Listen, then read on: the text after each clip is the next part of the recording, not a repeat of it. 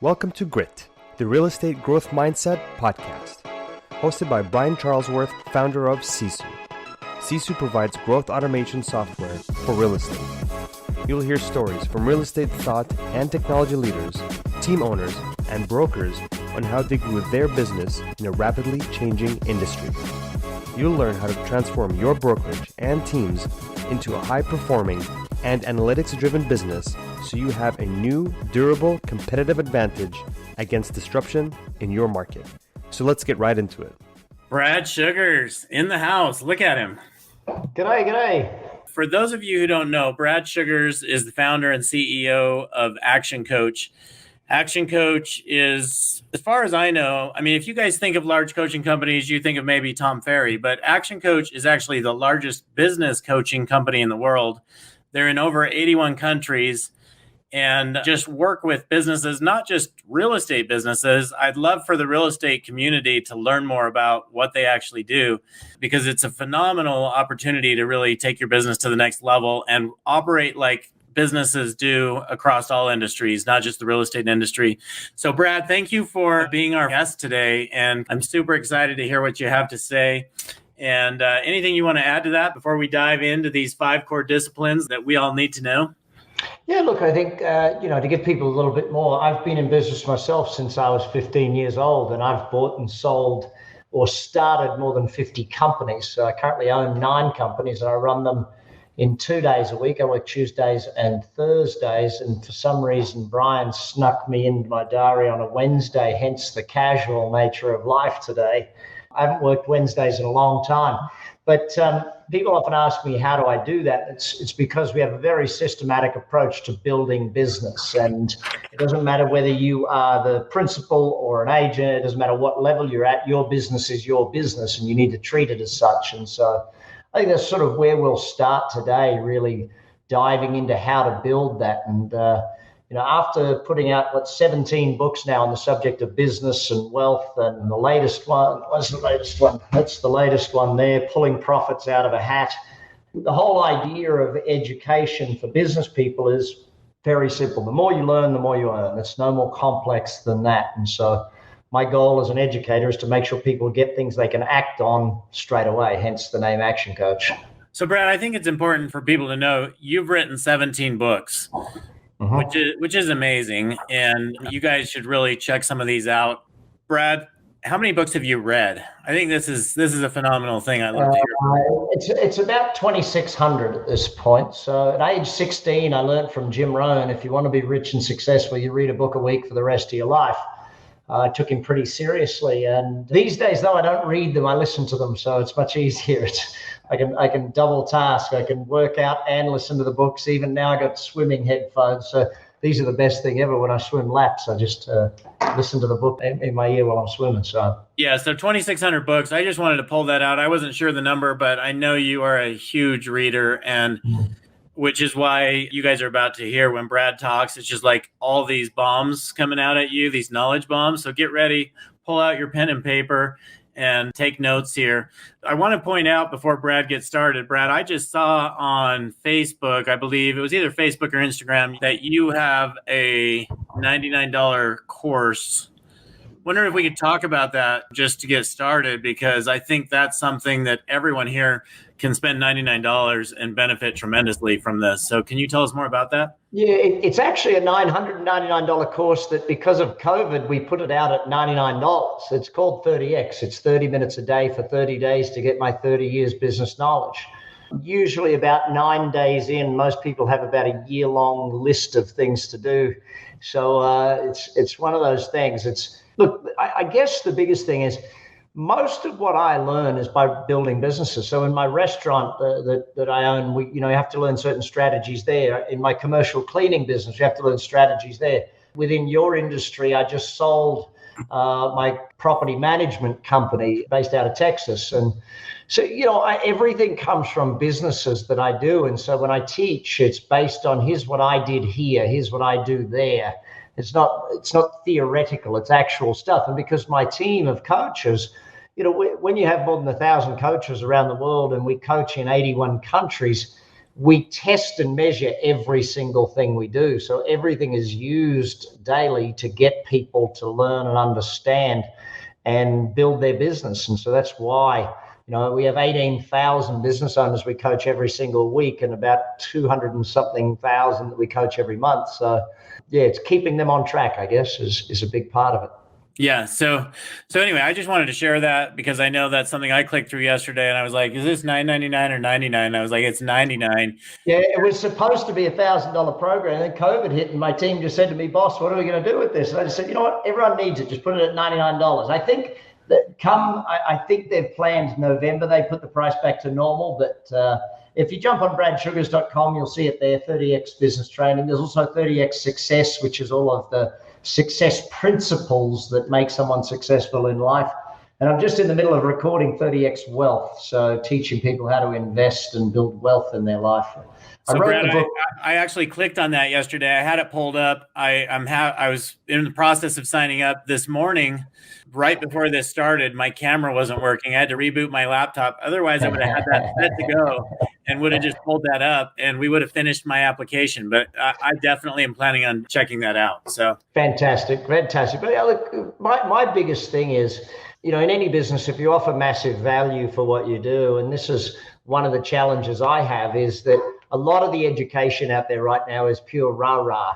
I mean, when I did the video recently where a few of the gurus online got upset with me because I just said hustle and grind is the new stupid.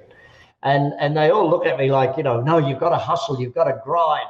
No, you don't. That just, if you're working too hard, it's covering up the inefficiencies in your business, and you're not actually seeing where you're making the mistakes in business. So therefore, your work actually slows down your success. By working too hard, you slow down your success. You don't actually build the business that works. You actually do the work.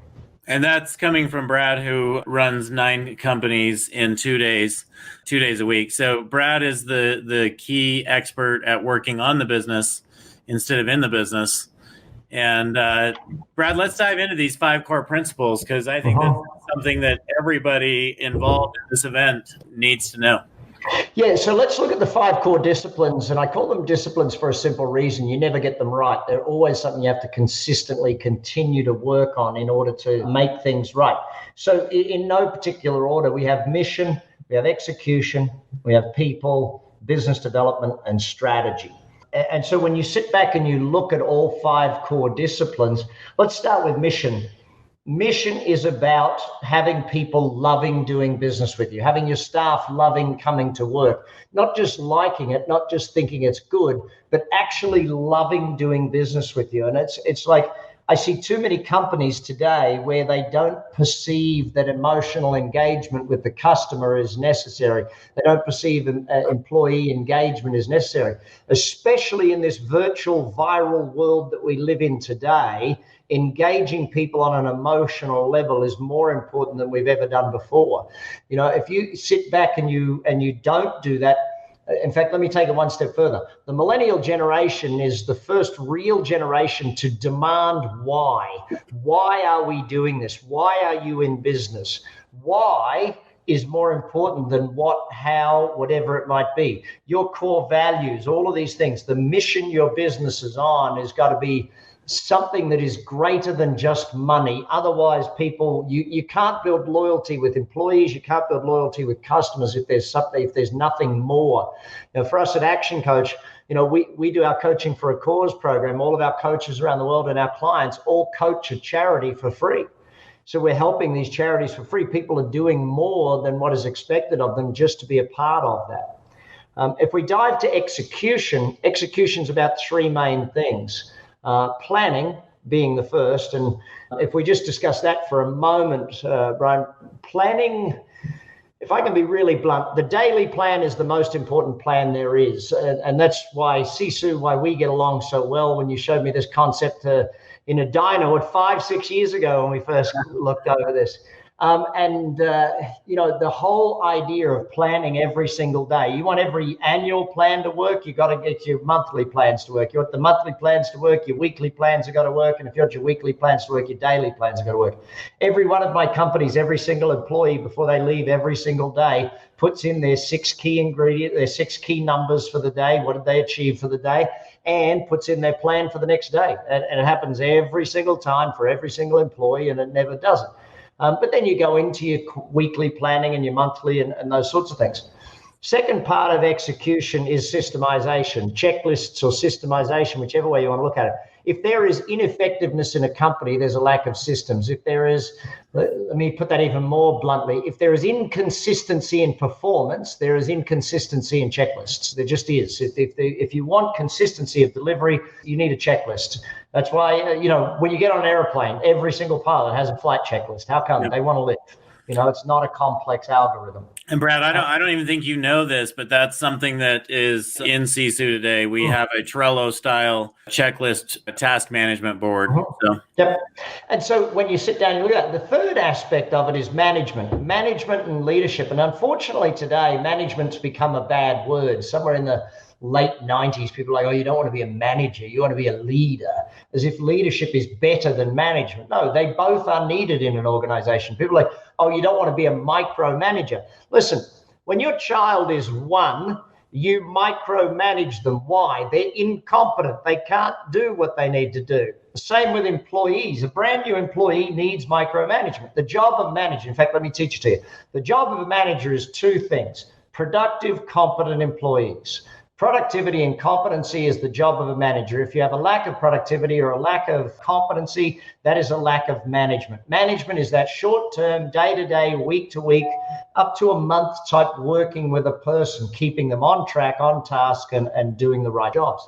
Leadership, on the other hand, if we go into the people aspect, if I move to people, see, as a business person, your job is you build your people, they build your business. So that is your job. If you are not building your people, don't expect them to build your business.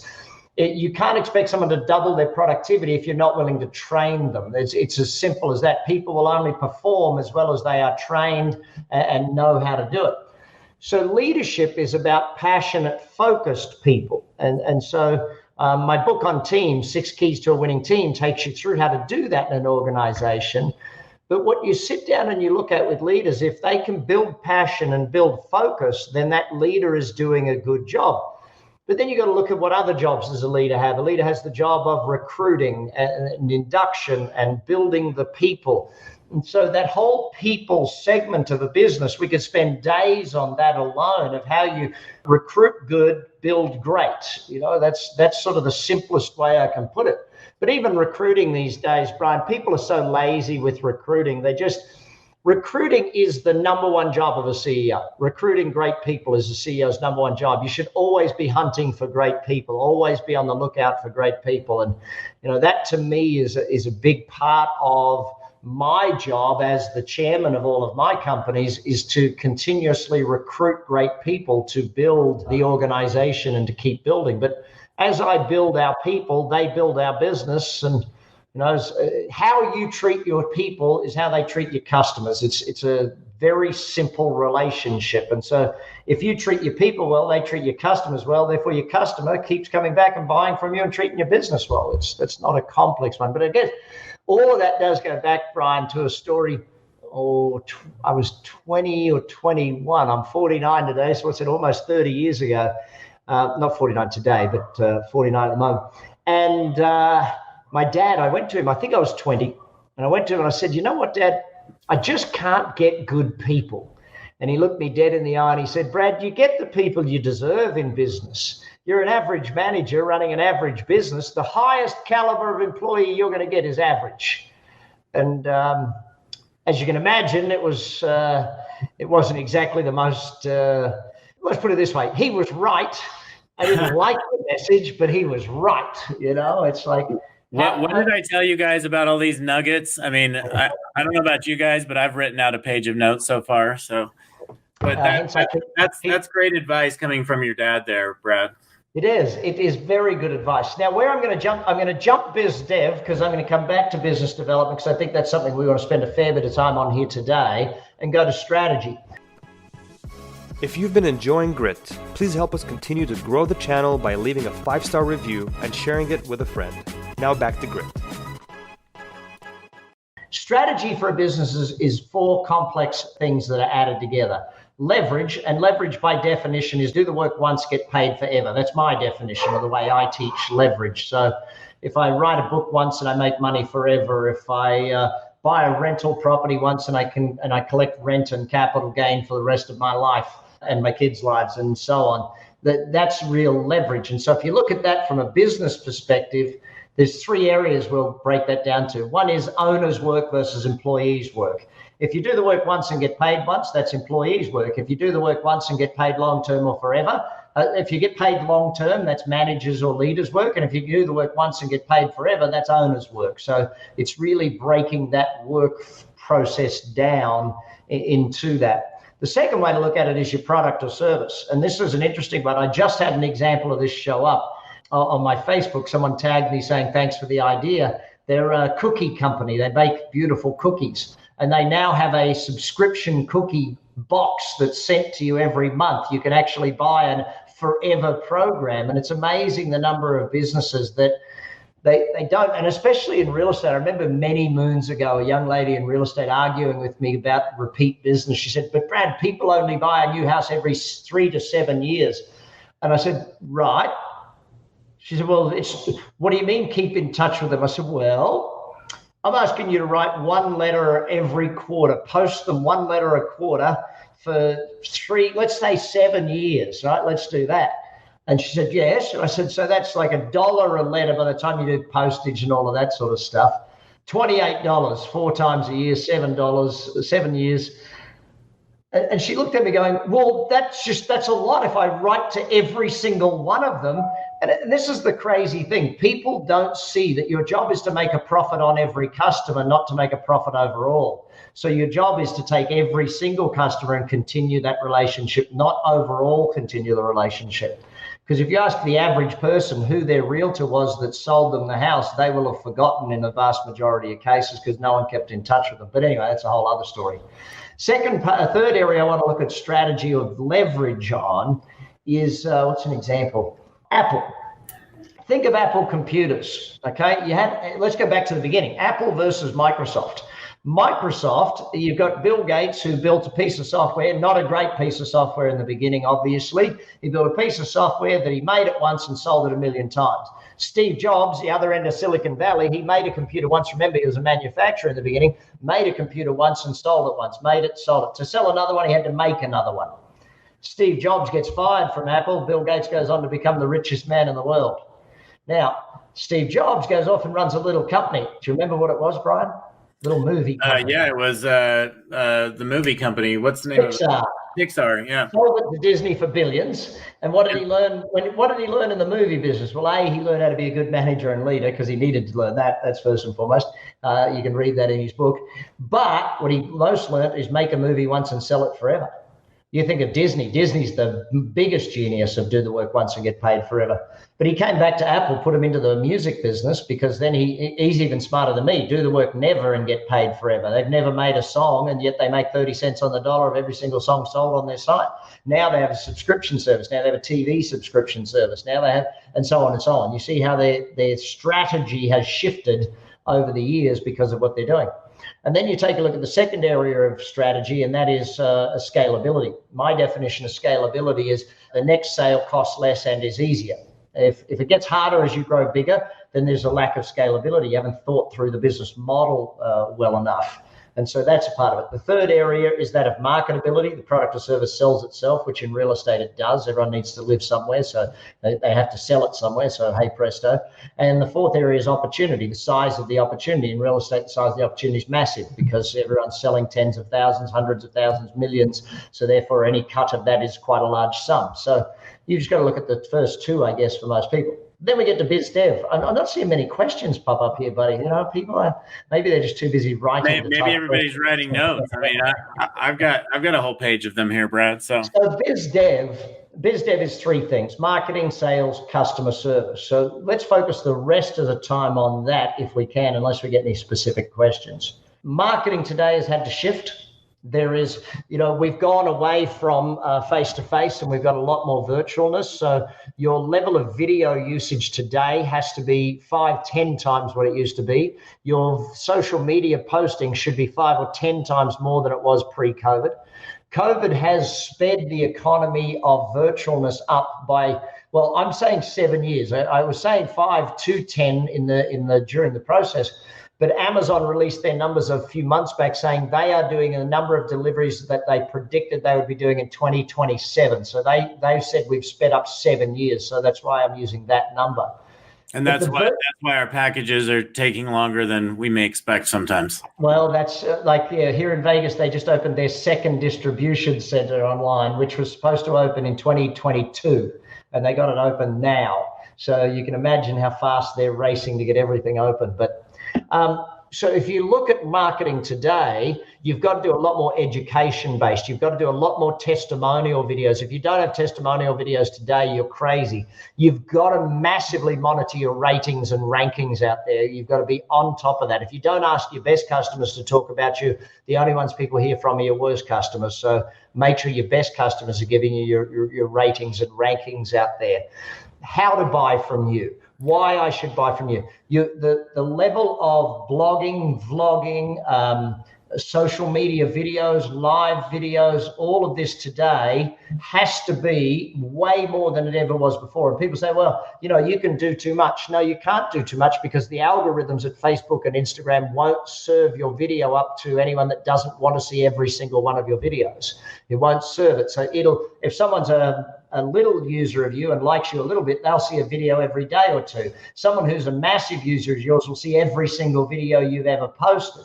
So their algorithms handle that. What's that? And they'll enjoy it, right? Well, I do a video a day called Drive Time. When I get in the car to go to the gym or drop the kids at school, I do a 5-minute training course. So anyone that follows me, you can find me on any social media, Facebook, LinkedIn, Insta, Twitter, you name it, I'm on there, YouTube, except for Pinterest. I'm not really Pinteresty type of crafty person. So your marketing shift. Yeah. Quick question. You said, you should be posting more than you were pre-COVID.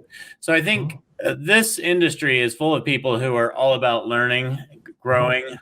I would say Gary Vee and Tony Robbins most people in this industry consume both of those.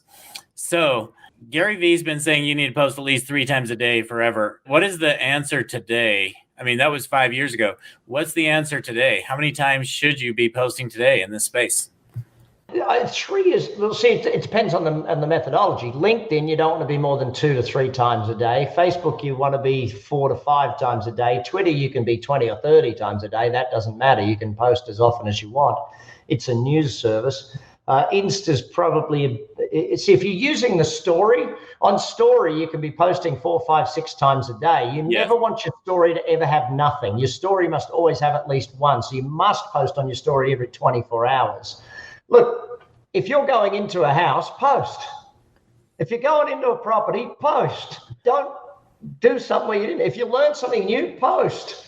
You've got to be seen as an expert. You've got to be seen as a trusted, knowledgeable expert in your marketplace. But give me value when you post. But again, somewhere in the vicinity of 10 to 20% of your posts should just be personal as well. It's a birthday party, all that sort of stuff.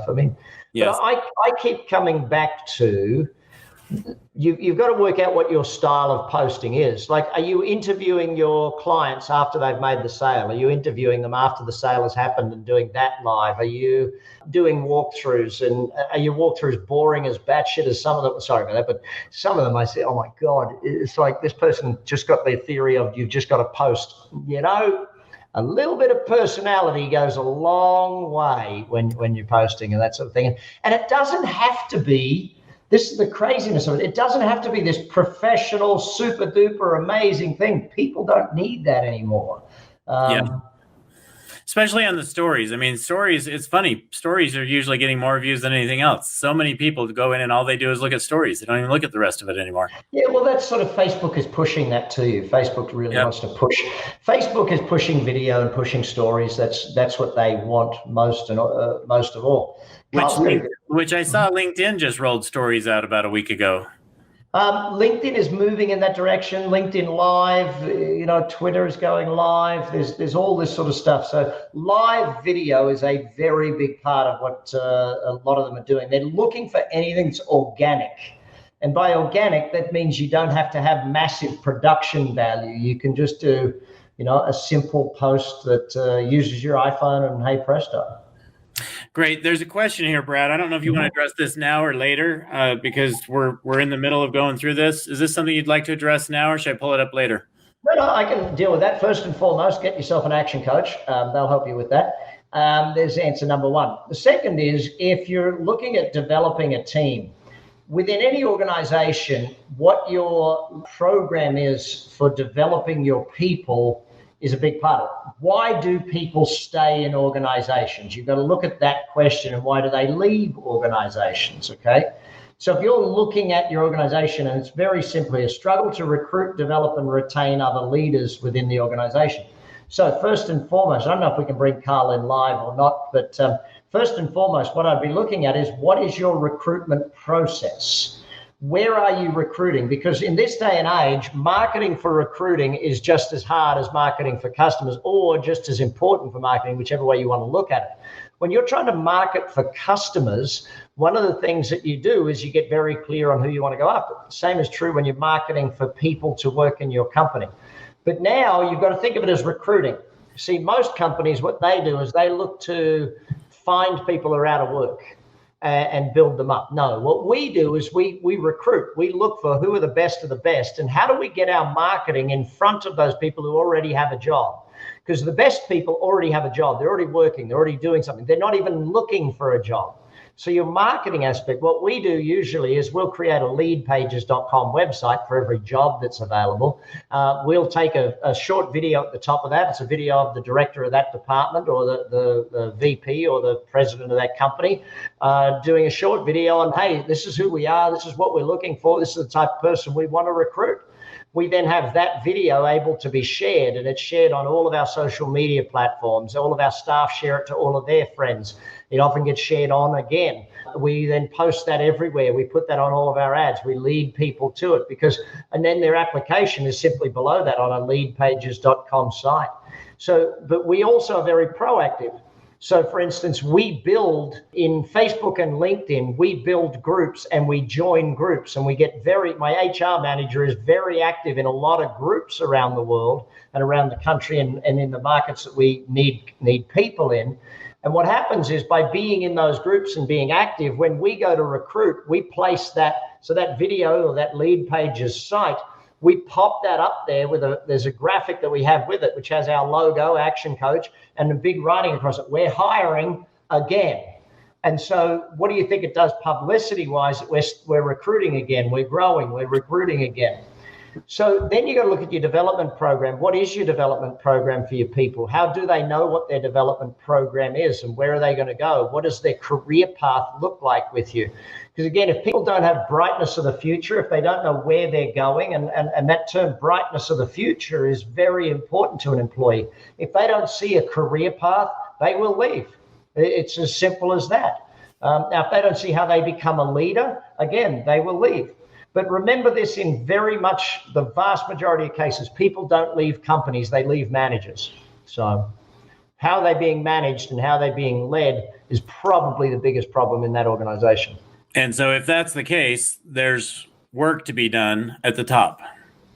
Well, I'm not saying this about Carl, but whenever a business owner comes to me or a CEO comes to me for help and says, you need to fix my people, my first thing is, great, the fish stinks from the head down. Let's work on you first. And then once I've worked on you, then we can go work on them. Okay.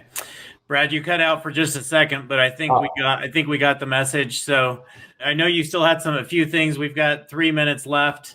Okay, so let's finish biz dev then. The sales aspect. Sales again has shifted. You got to remember, in a viral virtual world, fear, worry, and doubt are a big part of human psyche right now. And so what we have to do, especially in an election year, fear, doubt, and worry are much of a more of a thing. And I don't know what market everyone is in. If you're in Las Vegas or Utah or anywhere outside of California where Governor Newsom has kicked everybody out of the state, congratulations, because in Vegas, your sales process is, yes, it's for sale. Thank you for the order, because that's basically the way the market is. Now, in most markets, people are taking a little longer to buy. They're making the decisions a little slower because they just are of that mindset. They're just fear, worry, and doubt, especially in election year, let alone when there's a virus going around, is something important to remember. But again, for 100 years, I keep going back to one thing on sales: know, like, and trust. Do they know you? Do they know who you are as a person? Have they read your profile? Have they seen videos about you? Do they do anything? Have you built something that they would like you? Have you actually done something for them where you've gone over and above what would be the normal scenario? And do they trust you? Have you become a trusted advisor? And when you are selling the invisible, I remember reading Harry Beckwith's book, Selling the Invisible, probably 10, 15 years ago, and sitting down and thinking, I'm selling me first, then the other. Now, customer service, lifetime retention of a customer, it's no more complex than just build that relationship. Don't just build a one-off sale, build that relationship and remind yourself of that person. Keep in front of them, keep in touch with them. But overall, if you work these 5 disciplines, and they're all in the book, so if you jump on Amazon, Pulling Profits Out of a Hat right there, or Audible if you want it on audio version. Is that where those are, Brad? The new book, Pulling Profits Out of a Hat? Amazon and Audible is the easiest way. But it's the book, Pulling Profits Out of the Hat. That's the newest one. The one before that was The Wealth Coach, where I taught people how to build wealth. What was the one before that? I rewrote Buying Customers prior to that to 2.0 to update it for current times. Yeah. So any other questions that I can answer before our time is run? Yeah, I think our time is up, Brad, but I just want to personally thank you for joining us on your day off. And making time for us. Again, I don't think a lot of people from the real estate industry know who you are like they do from a lot of other industries, and just your wealth of knowledge and showing up for us today, I really appreciate and thank you for it. Yeah, buddy, lovely to be here. Thank you so much, and keep educating everybody out there. Keep that growing. Bye for now, everybody. Thank you for having me. Thank you, Brad. Thank you for joining us on our podcast. If you have an interest in a free 7-day trial of Sisu, go to sisu.co, sisu.co. Make sure that you use the coupon code GRIT, that's GRIT, to waive all your setup fees and receive a 10% discount on your subscription. If you enjoyed listening to this podcast and want to subscribe, search GRIT, the Real Estate Growth Mindset, on iTunes, Spotify, or Podbean. And with that, we'll catch you next time. Take care.